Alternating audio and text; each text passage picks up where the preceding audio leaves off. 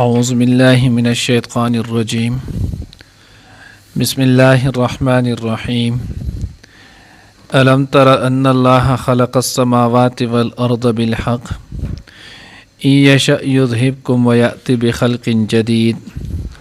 وما ذلك على الله بعزيز وبرزوا لله جميعا فقال الضعفاء للذين استكبروا إنا كنا لكم تبعا فهل أنتم مغنون عنا من عذاب الله من شيء قالوا لو هدانا الله لهديناكم سواء علينا أجزعنا أم صبرنا ما لنا من محيص. نرانی درس کے ان شاء اللہ العزیز سورۃ ابراہیم پارہ نمبر 13 رکوع نمبر 3 آیات نمبر 19 20 21 درې آیاتونه چې نو هغه ویلې کېږي. اوس دې آیات کې الله رب العزت فرمایي الم تر ان الله خلق السماوات والارض بالحق. اے مخاطب تا نه دي کتلی تا نه دي اورېدلی چې الله رب العزت چې نو هغه پیدا کړي اسمانونه او ځمکې. یشأ یذهبکم ویأتی بخلق جدید. کاو غواړي نو تاسو به پناه کې بوبځي او نوې خلق نوې مخلوق چې نو هغه براولي. نو گویا الله رب العزت وای چې الله رب العزت د دې ټول کائنات خالق دی، کم چې موږ ته په نظر راځي او کم موږ ته په نظر نه راځي. د دې ټولو پیدا کونکې دی کې تصرف کونکې دا صرف د الله رب العزت ذات دی، د الله نه ما سوا بل څوک نشته. دنیا کې یو څه نو هغه فرقه داسې هم ده چې د هغوی ته دهریه ویلی کېږي. نو دغه دهریه دا خبره چې نو هغه کوي چې د دنیا دا نظام دا خود به خود چلیږي، د دې څوک چلونکی د دې څوک پیدا کوونکی چې نو هغه نشته. علامه رومي رحمت الله علیه چې نو هغه دا لوی ولی د خدای تیر شوی هغه نو هغه لیکلی دی، هغه وایي چې هیچ چیزیں خود به خود چیزیں نشود، هیچ آهین خود به خود تیغه نشود. هغه وایي چې هیچ چیزیں خود به خود چیزیں نشود. دنیا کې یو شی دا په خپله چې نو هغه د څه شی نه دی جوړ شوی، یعنې د دې نه په خپله په ذات خود چې نو هغه په وجود کې نه دی راغلی. هیچ آهین خود به خود تیغې نه شود. او دنیا کې چې نو هغه وسپنه چرته هم په خپله چې نو هغه توره شوي نه ده، تر څو چې په دې محنت نه وي شوی دې کاریګر نه وي نو د هغې پورې د وسپنه چې نو هغه توره چې نو هغه نه جوړېږي. او بیا په خپله د خپل ځان په باره کې چې نو هغه وایي مولوی هرگز نشود مولای روم، مولوی هرگز نشود مولای روم، تا غلام شمس تبریزی نشود. چې زه په خپله هم ماته چې نن مولای روم چې نو هغه خلک وي او دومره لوی عالم وي، نو که چېرته ما چې نو هغه د مولانا شمس تبریز چې نو هغه رحمه الله دغه غلامي مې نه وی اختیار کړی، دغه معیت او دغه شاګردي مې نه وی اختیار کړی، دغه بیعت مې نه وی اختیار کړی، نو زه به هم د مقام ته نوم را رسېدلی. نو چې کله بني آدم دغه حل دی چې نو هغه نشي رسېدی، دنیا کې یو شی په خپله دا نشي جوړېدی، د دې ټولو خالق هغه د الله ذات دی. نو چې کله الله وغواړي یشأ یذهبکم، نو الله که وغواړي تاسو به پناه کې بو به موځئ ویأتی بخلق جدید، او الله به نوې مخلوق چې نو هغه پیدا کړي، نوې خلق چې نو هغه راولي. او د الله ته چې نو الله پاک ته څه ګران نه دي. وما ذلک علی الله بعزیز، د الله ته چې نو هغه څه ګران نه ده دا خبره. الله رب العزت ته هېڅ ګران نه ده، ځکه الله رب العزت هو یبدئ، الله هغه ذات دی چې د هغه په اول ځل خلق چې نو هغه پیدا کوي و یعید او دوباره. او دنیا کې هم دا خبره مشاهدینو ثابت ده چې کله یو شی په وجود کې نه راغلی د دغه شی چې نو هغه ایجاد کول، دغه پیدا کول، جوړول دا ډېر ګران دي. لکه مثال په طور کې د نن نه 13 کاله مخکې که چاته داسې ویلی شوی چې یاره داسې یو شیز به جوړېږي او دومره کچ شانتي به وي او په هغې کې به یو سړی دلتي او بل به د دنیا په کوز سر کې دی به یو بل یني د یو بل اواز به اوري، د یو بل خبرې به اوري، او دې کې به کچې کچې نښي چې هغه ووایي یو بل سره به دوی چې نو هغه خبرې کولی شي، چا به منله؟ یا د دغې د ایجاد چې نو هغه د چا تصور چې نو هغه هم، او یا چې چا دا کولی نو خلک به ونی چې سم غټ ګران کار دی دا څوک کولی شي. خو اوس چې کله هغه شیزونه وجود ته راغلي اوس ورکوټی نه ورکوټی کس چې نو هغه هم کولی شي. انپړ کسان چې هغه د خاص پوهه هیڅ هم نه لري د هغې هم چې نو هغه جوړولی شي. نو الله وی الله پاک چې نو بخلق جدید نوی مخلوق براولي دا الله ته سګران نه دي ځکه دا ټوله دنیا نه وه الله رب العزت چې نو هغه بغیر د نمونې نه پیدا نه کړله. وبرزوا لله جميعا او دا ټول مچنه نو هغه الله ته حاضر شي ښکاره بشي جميعا ټول. فقال الضعفاء للذين استكبروا انا كنا لكم طبعا فهل انتم مغنون عنا. نو بیا چې دنیا کې کم کمزوري خلک او دو د دغه غټو خلکو د هغوی چې نو هغې تابعداري اختیار کړي د هغوی چې نو هغې معیت اختیار کړی او د هغوی ظلم او جبر چې نو هغه کوي. نو دلته خو بس د دنیا کې ورپسې نو ایدو په ورځ د قیامت په آخرت کې بیا د هغوی ته ووایي چې بس تاسو زموږ نه د ازلا د عذاب نه خو څه لرې کوي که نه. تاسو به په دنیا کې غټې غټې دعوې کولې ځان ته به مو غټ غټ خلک ویلو ځان ته به مو غټ غټ لیډران چې نو هغه ویل اوس آیه چې نو هل انتم مغنون عنا تاسو زموږ نه بې پروا کولی شئ لرې کولی شئ زموږ نه چې نو هغه عذاب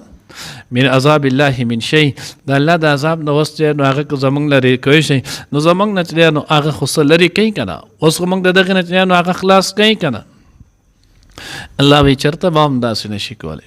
نو دی کې ګوره د الله د طرف ته موږ د چې نو هغه ډېر لوی تعلیم دی. الله وایي چېرته چې نو هغه د ظالم مرګستیا ونه کوي چېرته دې ته ونه ګوري چې دا زما پارټي ده دا زما جماعت دی دا زما خاندان دی دا زما قبیله ده. مخکې ورځو کې موږ په دې باندې لږ وضاحت کړو.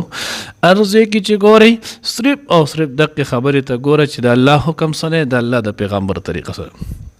په بېله دوه مخکې ما ویلو استاد محترم عبدالله هزاروي صاحب زموږ کراچۍ کې استاد مسلم ثاني نو د هغوی چې نو هغه خبره کوله وی چېرته چا سره دومره محبت مه کوئ چې د هغوی غلطې ته هم بیا تاسو چې نو هغه ښه وایئ او چېرته چا سره دومره نفرت چې دی نو هغه هم مه کوئ چې د هغه ښه کار ته هم بیا چې دی نو هغه ته څه بد وي. نو وی ته چې نو هغه مه جوړېږئ دوی به بیا دا کمزوري خلک دوی به د متکبرینو ته غټو ته چې نو هغوی چې اوس زموږ نه د خدای عذاب لري کې تاسو خو به ډېرې لوی لوی دعوې کوئ حالانکې موږ خو په دنیا کې نو چې کله په معمولي سخت او تکلیف راشي بیا چې نو هغه یو بل نه لرې ځي. علامه چې نو محمد ابن طاووس رحمت الله علیه دا ډېر لوی تابعي چې دی نو هغه تېر شوی دی. د ابو جعفر منصور چې نو هغه په دور کې ابو جعفر منصور د عباسي خاندان چې نو هغه خلیفه بادشاه ولو د ظالم او ډېر زیات ظلم چې نو هغه به یې کولو.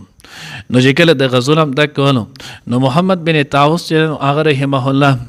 د جن فتوا جاری کړل د چې نو یو حکم جاری کړ چې ته چې دا کم ظلم کې د دې نه قلار شه دا خطرناک کار دی تو الله رب العزت برسر اقتدار راوستی نو د هغې دا مقصد نه دی چې تو د خدای مخلوق چې دی نو هغه په عذاب کې کړي نه دوی له سہولت ورکا ستانه به د دې متعلق تپوس کېږي وایي دی ځان ته راوغوښتو نو چې د دې راوغوښتو زه خبر شیم چې تو زما متعلق خبرې کوي هغه او بالکل ما کړي دغه خبره مې کړې ده چې د الله نه ویرېږه د الله د اقتدار درکړی نو د هغې نه غلطه فایده مه اخله د خدای مخلوق چې نو هغه مه لرزوه په هغوی ظلم چې نو هغه مه کوه د دوی سره چې نو خیرخوا جوړ شه بیا به ورځ په قیامت چې نو پرته د حساب به ورکړي اته ښه نو هغه ته صحیح شوې دغه ځای کې دا دوات چې پروت دی صحیح دوات دی ویدار الله کم هغې دا زه تل نه در کوم ما ته پته ده د دې نه تو زما چې نو هغه د قتل حکم جاری کړي چې دی قتل کوي او الله وایي چې تاسو د ظالم چې نو هغه مرګستیا مه کوئ نو زه د مرګ نه نه یېرېږم بل چا ته ووایه چې درکړي خو صرف په دې خبره چې په دې کې هم زه ستا سره معاون نشم جوړېدی چې زه دغه صحیح دغه بوتل تاله درکړم او ته د هغې نه زما چې نو هغه د قتل مقاضیه نو هڅه وکړي دغه خبر چې نو هغه جاري کړي. همدا دغه ظالم سړی چا چې د وخت لوی سړی امام ابو حنیفه رحمه الله هغه سړی چې د هغه 40 کاله د ماسخوتن په اودس د سحر مونځ کړی دی تهجد کې عبادت کې مسائل په استنباط کې پدې کې چې نو هغه به وباسله نو دې چې نو هغه ظالم دا هغه هم قید کړلو په وجه سوا امام ابو حنیفه رحمت الله علیه ته زما سره چې نو هغه قاضي جوړ شه چیف جسټس چې ورته ویلی کېږي چې د کمې دپاره نن چې کم قصې او کمې لهجې چې نو هغه کېږي نو زما سره دغه قاضي القضا جوړ شه امام ابو حنیفه رحمت الله علیه زه د ظالم سړي سره چې نو هغه دا نشم جوړېدی د راواغستو امام ابو حنیفه رحمت الله علیه جیل ته واچولو د هغه چې نو یو دا کې راځي قول کوي چې نو هغه سل کوړی یو کې راځي یو نیم سل کوړی امام صاحب رحمت الله علیه بوډا وجود باندې چې نو هغه له ورکولې جامع چې نو هغه کمی سودای دی لري کلاک به جیل ته چې نو هغه واچو نو جیل خادم ورته سورز یو بات چې نو هغه وي حضرت زه خو په حیثیت نوکر یم نور زما سچار نه کیږي خو دوره درته نن چې کومې اوبه به تا ته میلایږي په هغې کې درته زهر اچولي نو چېرته هغه ونس کوي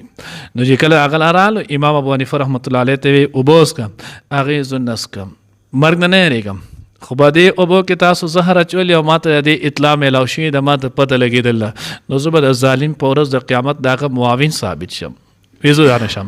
دې ظالمانو ارتاو کړلو په زور په کېناستل په زور یې وله خوله کې اوبه واړولې الله رب العزت د هغه د سحر په مازه د مازه کې په حالت د سجدې کې چې نو هغه شهید کړلو هغه خو مزې شوې د جنازې چې دی نو هغه د